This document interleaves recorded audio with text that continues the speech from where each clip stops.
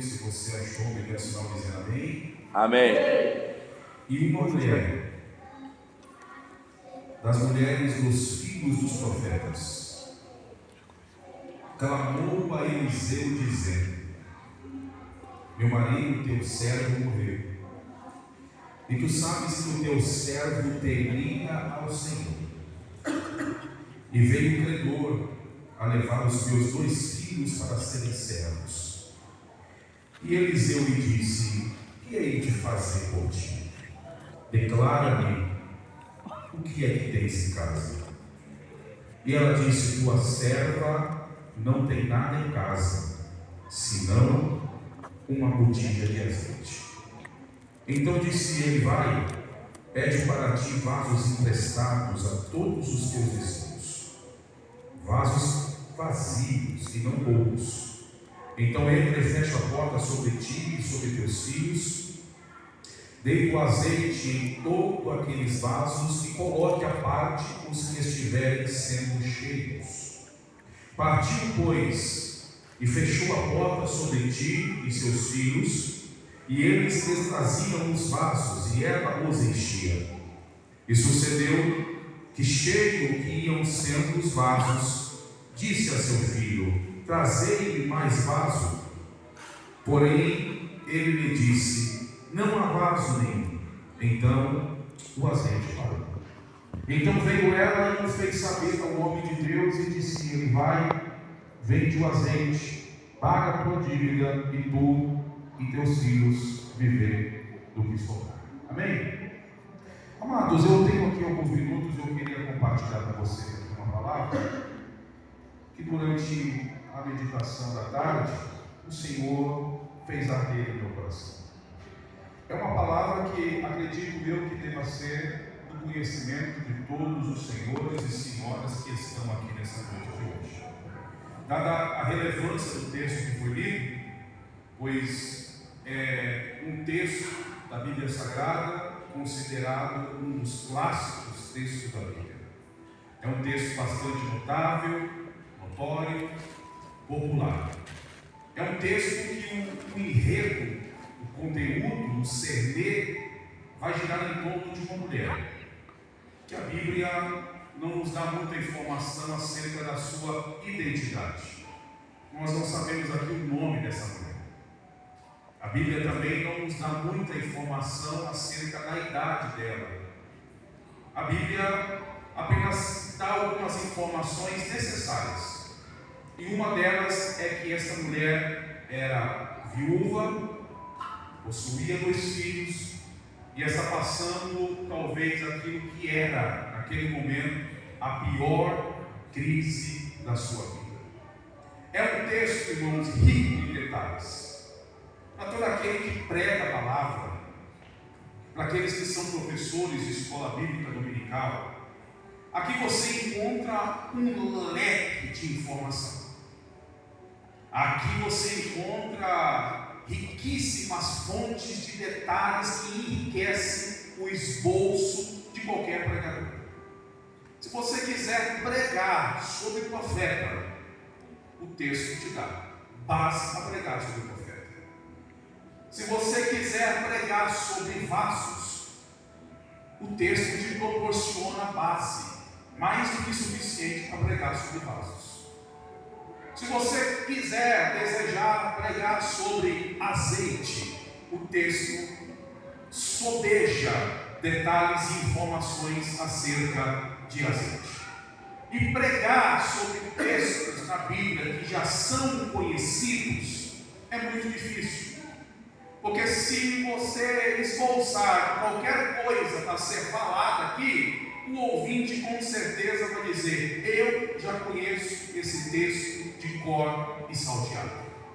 Então é necessário que o ministro da palavra de Deus, o pastor, o pregador, ele tente de maneira muito humilde e dependente do Espírito Santo, tentar destrinchar, desossar, esmiuçar o texto para ver se ainda consegue extrair dele um caldo para poder entregar à noiva do Cordeiro um bom alimento.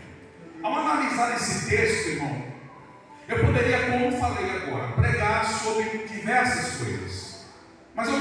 queria falar pelo menos sobre as 4 crises da casa da viúva, porque é sobre essa temática que esse texto gira em torno. O texto gira em torno de crise. E quando falamos de crise, falamos de algo que é muito pessoal. Falamos de algo que soa familiar. Quem é que nunca passou por uma crise? Quem é que nunca vivenciou uma crise pessoal, familiar, financeira, ou seja, ministerial, espiritual? Todos nós estamos fadados a um dia passar por uma crise. É impossível nascer, viver e morrer sem se confrontar, se deparar com uma crise. A primeira crise que eu encontro aqui nesse texto é a crise que eu chamei de crise de referencial. É uma crise que nós estamos vivendo nesses dias de hoje também. Crise de espelhos. Crise de referências. Tá? Alguém que você olha e possa dizer: realmente este é o meu referencial. Este é a minha referência. Não, eu não estou falando do pregador que você gosta de ouvir na internet. Eu não estou falando dos famosinhos de mídias sociais. Eu estou falando de referência. Aquele que você admira não apenas o dote. Aquele que você admira não apenas o dom, o talento, a dicção, o manejo de pregar, de cantar e de falar, mas que você também admira os seus bastidores. Aquele que você conhece no apagar das luzes, no término do culto. É desse tipo de referência que eu estou falando. Pastor, aonde é que o senhor conseguiu encontrar nesse texto essa crise de referência? O texto é bem claro, que essa mulher está passando por uma crise. O credor bateu na porta dela não sei quantas vezes, ameaçando, talvez com gritos, com violência, com ameaças, levando seus filhos para serem usados como escravos. E o texto dá uma informação que é importantíssima. Essa mulher era a esposa de um dos filhos dos profetas da escola dos profetas. Aí eu encontro aqui essa crise de referência, porque o esposo dessa mulher não era qualquer homem, era um homem da religião, era um homem de alto nível de espiritualidade. Era um homem que descia dias após dias as suas idas e vindas de uma escola de teologia. Era um homem que talvez conhecia o Atorá de cabo a rabo. Era um homem que estava familiarizado com a lei do Senhor.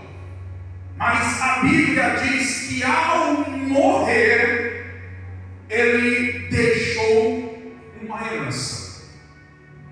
E a herança, irmãos, não é uma herança boa. A herança que ele deixa aqui é uma herança pejorativa, é uma herança negativa. E aqui está, irmãos, a crise dessa referência. Porque uma coisa é você morrer e deixar uma herança. Outra coisa é você morrer e deixar um legado. Meu Deus, é mesmo. Este homem morreu, mesmo sendo discípulo de profeta, aspirante a profeta, frequentador de uma escola teológica. Não sei quantos diplomas havia na parede daquele homem. Eu não sei como ele pregava, se profetizava, mas estava lá na escola de profetas e morreu e não deixou um legado. Meu Deus. O que ele deixou foi uma herança de dívidas. E essa é a crise de referência que nós vivemos hoje. Tem muita gente morrendo e se preocupando em deixar apenas uma herança, quando na verdade o que importa, o que interessa essa, dentro do contexto do reino de Deus, não é o que você deixa como herança, é o que você deixa como legado. Herança é aquilo que você deixou para alguém, legado é aquilo que você deixou em alguém. O que estamos deixando para as pessoas? Qual as marcas que causamos nelas? Qual a impressão que estamos registrando na mente, no coração e na vida das pessoas? É importantíssimo isso daqui, meus irmãos, porque a nossa posteridade, ela precisa ser melhor do que a gente. Os nossos filhos precisam ser melhor do que nós. E eu lhe digo uma coisa: se você ensinar o seu filho a torcer para o Corinthians, a torcer para o Palmeiras, se você ensinar o seu filho a estudar, se você ensinar o teu filho a ter uma profissão, se você ensinar o seu filho a guardar dinheiro, se você ensinar o teu filho a tantas coisas, mas não ensinar, não doutrinar, não discipular, não educar, não direcionar ele a ser um crente de verdade, você falhou na sua missão. Glória a Deus. Não basta ensinar a ele a ter uma profissão, a torcer para um time, a guardar dinheiro, a ter uma boa entrada, uma boa saída, e você não se preocupar a ensinar a sua geração, a sua posteridade, os teus descendentes, a tua raiz a ter um bom testemunho como crente. É o que esse homem fez. Segunda coisa pejorativa que eu encontro neste homem com uma crise de referência.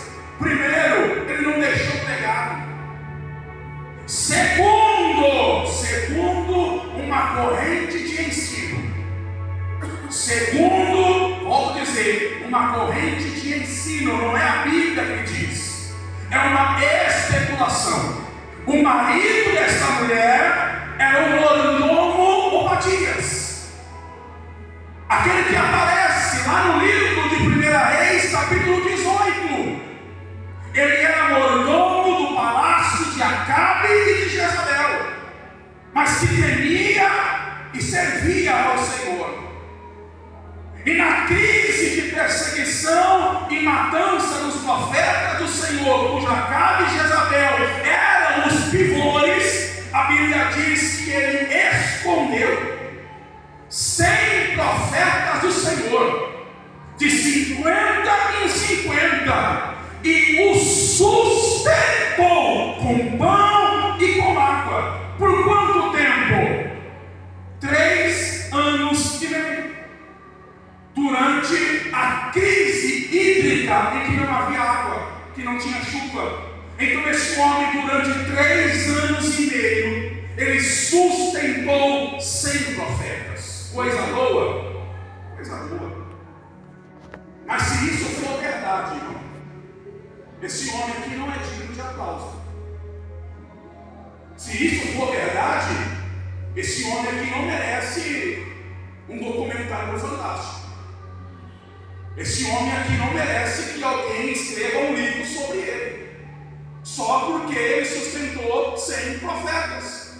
Porque se isso é verdade, irmão, ele cometeu o pior perjúrio da sua vida. Por quê?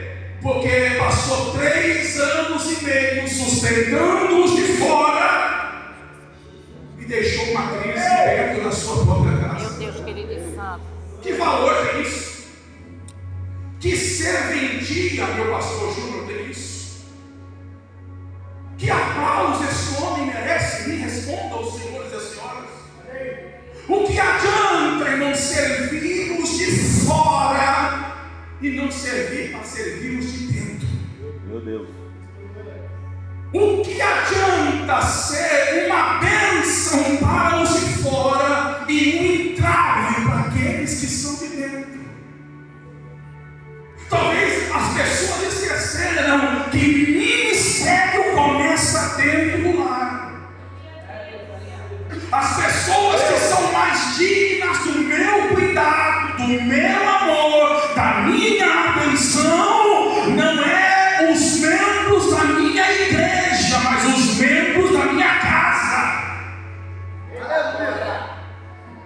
A minha família é em primeiro plano. Eu falo isso porque o que eu conheço de gigantes de púlpito não é brincadeira, mas covardes do lar. Meu Deus. Com o microfone na mão, ele faz o céu abrir, o fogo descer, mas é um covarde dentro de casa. É negligente, é omisso, é falastrão, é violento, é abusivo, não tem caráter, não brisa pela santidade dentro de casa. Então, irmãos, esse homem aqui cometeu um perjúrio na sua casa, sustentou de fora e esqueceu de dentro. E aqui eu quero que você entenda uma coisa, irmão. A maior bênção na vida do homem continua sendo família. Aleluia a Deus. Um dia eu ouvi um pregador dizendo que família é o maior patrimônio que nós temos. Eu não concordei. Família não é o maior patrimônio que eu tenho. Não. Família é o único patrimônio que eu tenho. Não é. Porque o verdadeiro patrimônio é aquele que aonde eu vou, eu consigo carregar junto. Aonde eu vou, eu consigo levar junto. Aí se família é o único patrimônio que eu tenho, então isso implica em dizer que se eu for para o céu, meu carro não entra, minha casa não entra, meu dinheiro não entra, meus diplomas não entram, mas no céu, se minha esposa quiser, ela entra, se meus filhos quiserem, eles entram, se a minha família quiser, ela entra. Então família não é maior, é o único patrimônio que eu tenho. Então não tenho que zelar por ela, porque esse homem gastou todas as suas economias para sustentar uma geração de profetas, mas esqueceu de sustentar o maior bem que ele tinha na sua vida, que era a esposa e os filhos.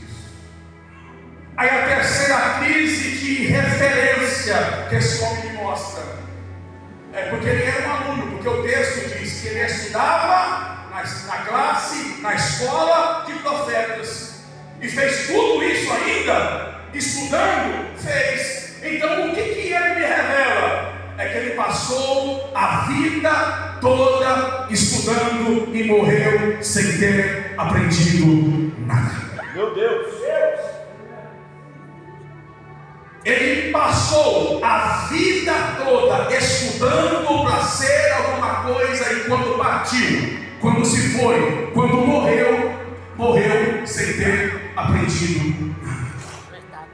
Porque se você não aprender a cuidar da sua casa, se você está na igreja há 20, 30, 40, 50 anos, virou obreiro, virou bispo, semideus, querubim, arcanjo, e não aprendeu que família é o seu maior patrimônio, então você perdeu tempo, filho. Você perdeu tempo na teologia. Você perdeu tempo na escola bíblica dominical.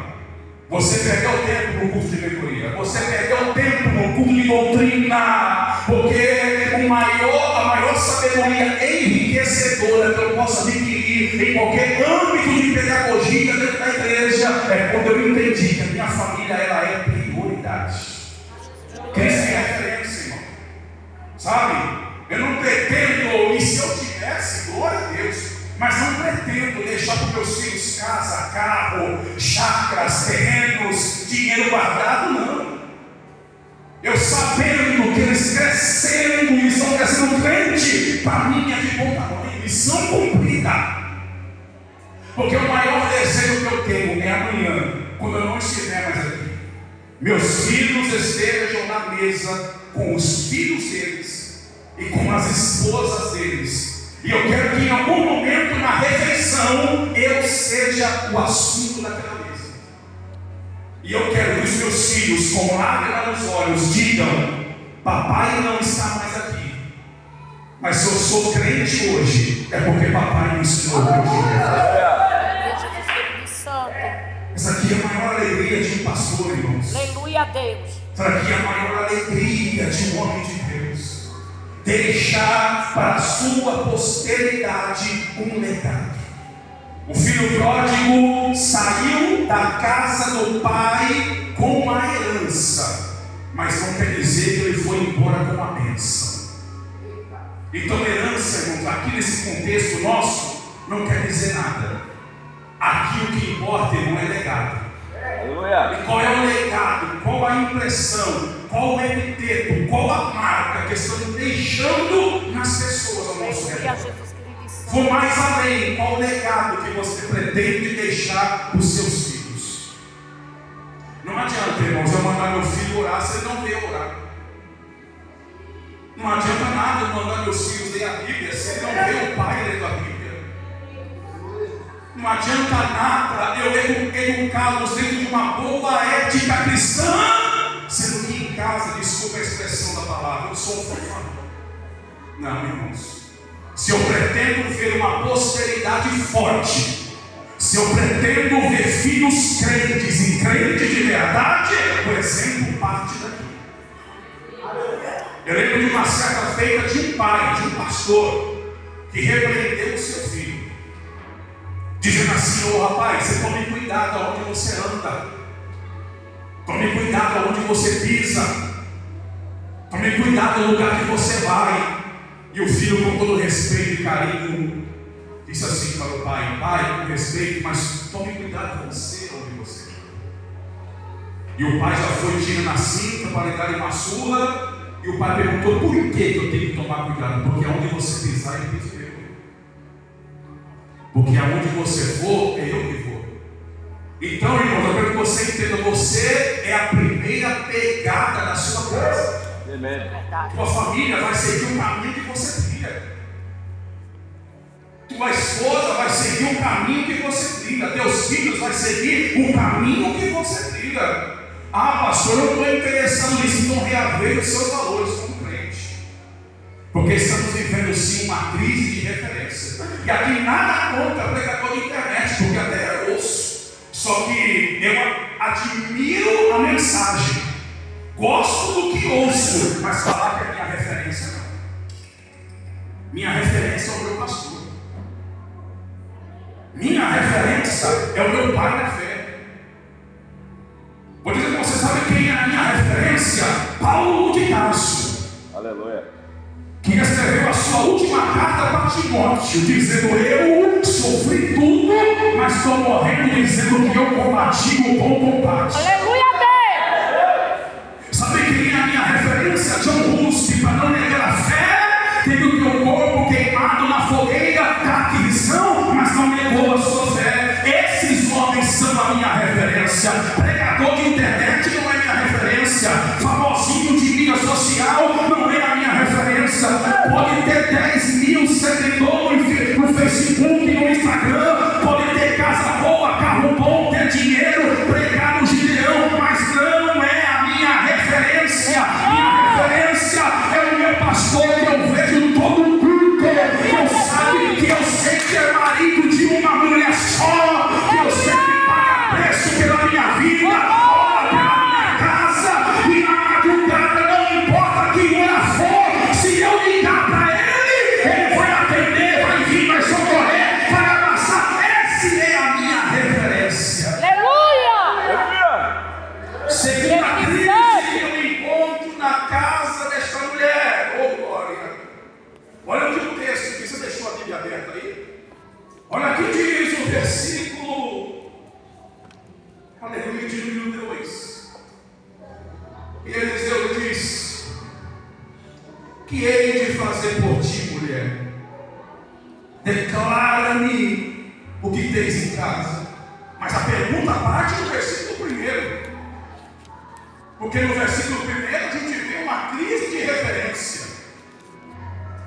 Agora, a segunda crise é a crise da ameaça. Por quê? Porque quando existe dentro de um lar a ausência de uma referência, é a hora que o credor chega. Porque aonde não há altar levantado, aonde não há uma figura paterna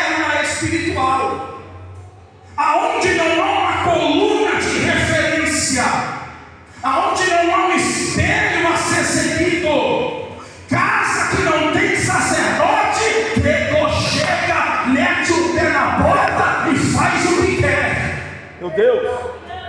O que eu conheço de filho de crente que está desviado não é brincadeira. O que eu conheço de filho de pastor que saiu da igreja não é brincadeira. Por quê? Porque não foi sacerdote, não foi referência, não teve testemunho de vida. É um abismo muito grande naquilo que ele prega no culto à noite e entre aquilo que ele vive na segunda de manhã. Então, quando falta sacerdote, quando falta profeta em casa, o credor vem e faz o que quer. Pastor, quem é o credor? O mundo lá fora. E o credor, ele veio com uma proposta só. Qual? Levar os filhos para serem escravos. Ou você tem dúvida que o que o diabo mais quer é arrancar os nossos filhos da igreja para virarem escravos da droga lá fora? Te sobra alguma dúvida ainda? Que aquilo que o diabo mais luta, mais quer, mais almeja, mais milita, mais pleiteia, é tirar os nossos da igreja e levá-los para ser escravos do PCC lá fora, da droga lá fora, do alcoolismo lá fora, do baile funk lá fora, do balcão de uma adega lá fora, do dançar até o chão lá fora, do viver uma vida promíscua, desregrada, bandida lá fora. Mas casa onde tem sacerdote, nem na porta o credor chega.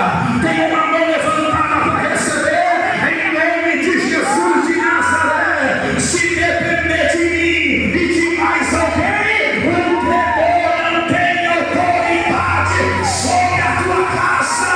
Há uma coluna de fogo na porta.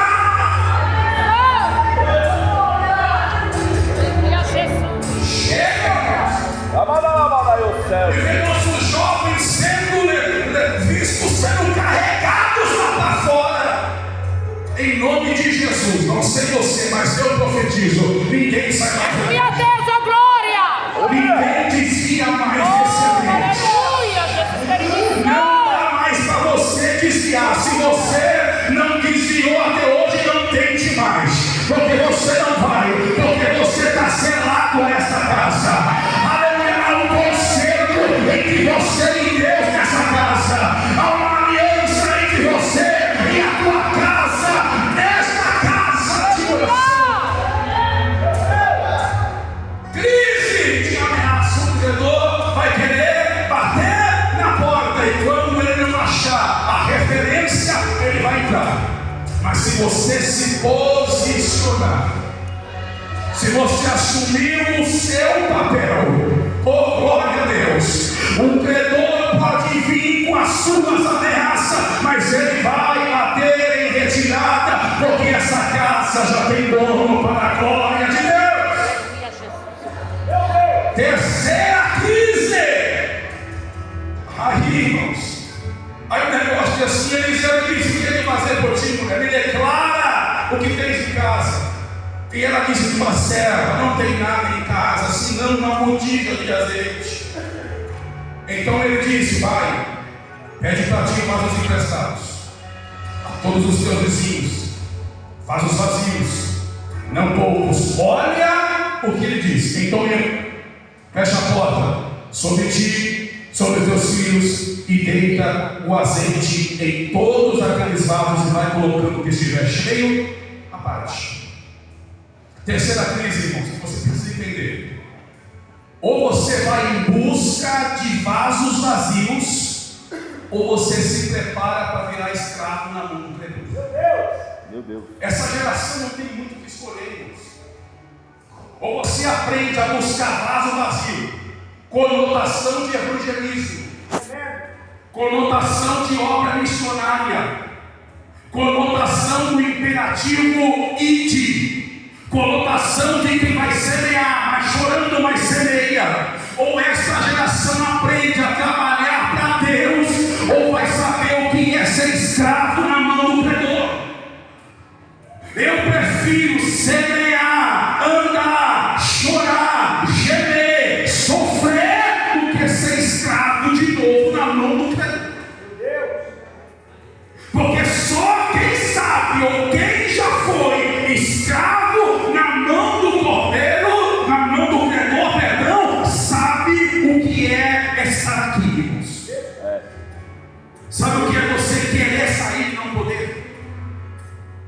Sabe o que é você querer se soltar, mas não tem como?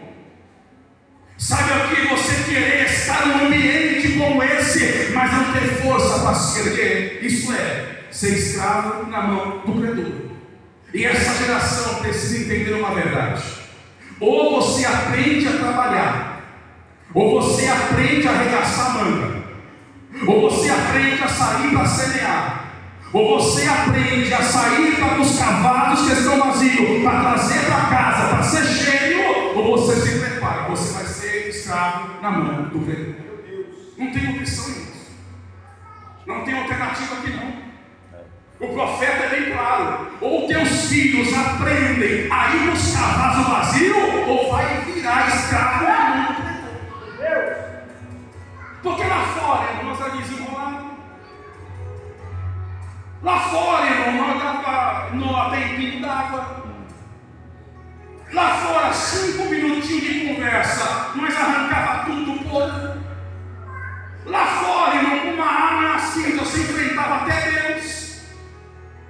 Lá fora não tinha medo de nada, nem de ninguém. Era só tomar um gole de uma que você arrancava a cabeça de qualquer um. Tomava um gorote, fumava um, irmão, se arregaçava a manga e chamava 10 para briga. Não era assim? Aí na igreja, irmão, meu Deus do céu, é uma luta para fazer uma coisa para Deus.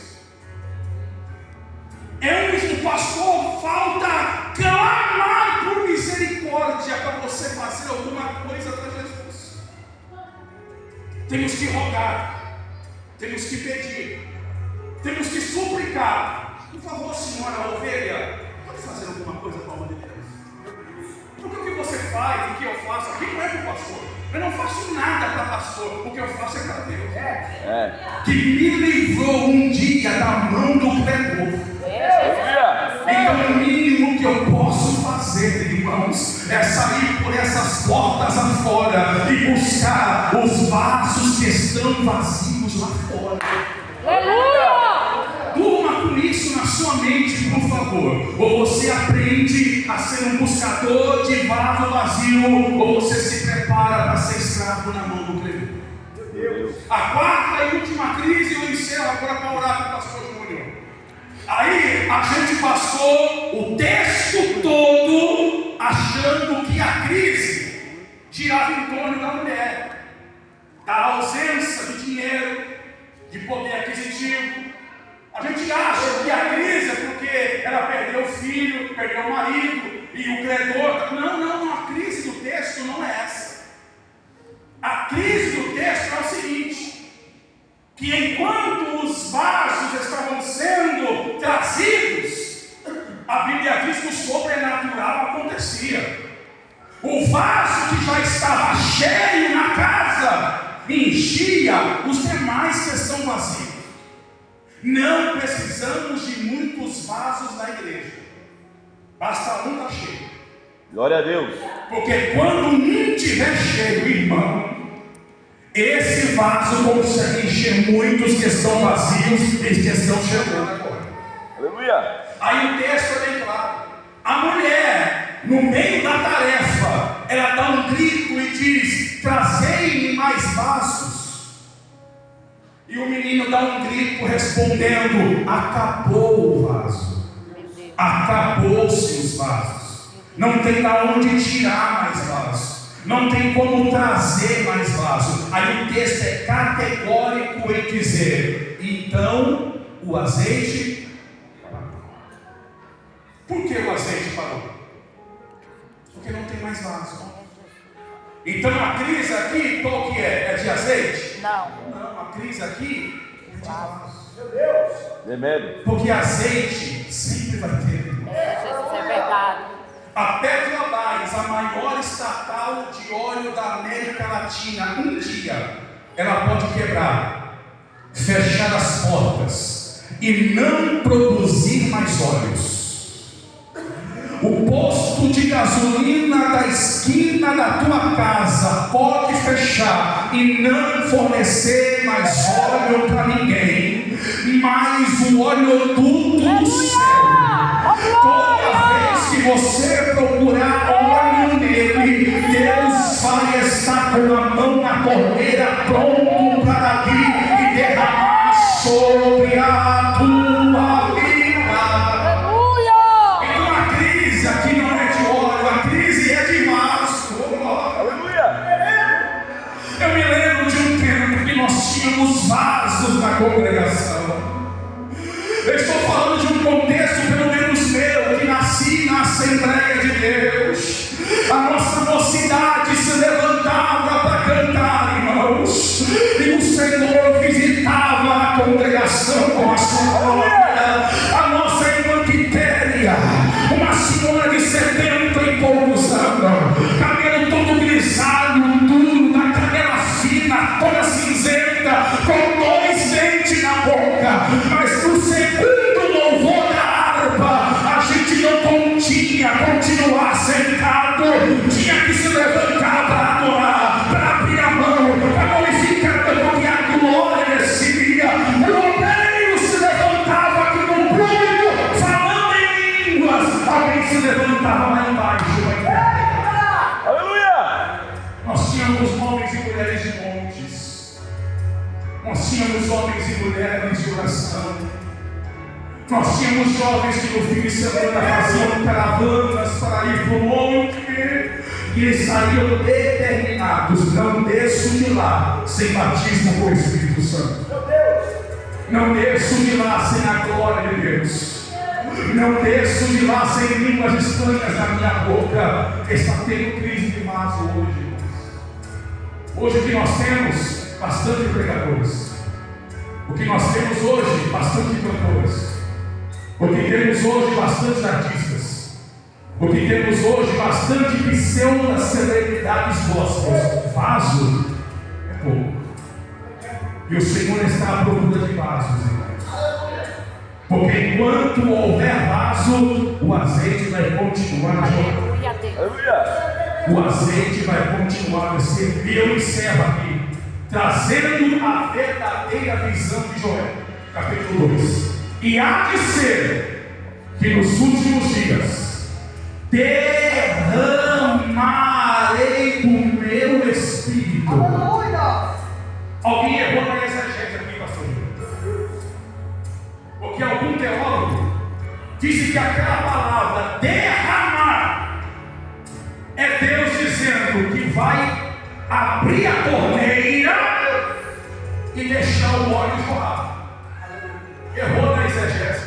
Tremendo. A exegese não é essa. O derramar aqui não é Deus abrindo a torneira e deixando o azeite jorrar, não. A exegese aqui é Deus quebrando o cano e deixando o azeite jorrar. Então o que Deus quer fazer não é abrir a torneira, é quebrar o cano e deixar o óleo jorrar, deixar o óleo verter, deixar o óleo descer na minha vida e na sua vida. Nós precisamos ser a geração do óleo. Nós precisamos ser a geração dos vasos cheios e transbordantes para a glória do nome de Jesus. E o Senhor escolheu você nessa noite de hoje, porque poderia estar outros aqui no seu lugar, mas foi você que veio, é você que está, é você que está presente. Então a palavra é para você, é você que eu quero usar como vaso, é você que eu quero levantar como vaso, é você que eu quero encher de glória, é você que eu quero dar dons espirituais, é para você que eu quero dar fruto do Espírito Santo, é você que eu quero fazer uma grande obra para a glória do nome de Jesus. Se coloque de pé com a permissão do pastor. Deixe eu orar pela sua vida. Se depender de mim, irmão, não vai ter mais crise de vaso. Tem um aqui, tem um aí? Glória a Deus. Tem um aí para Deus usar. Coloque a mãozinha no seu coração, por favor. Deixa eu fazer uma simples oração e retornar ao pastor. Deus, a tua palavra fora pregada, Senhor. Tu sabes que aqui tem vasos que o Senhor pode usar ainda. Tem vasos que estão, Senhor meu Deus, como onésimos, são úteis ainda para a tua obra.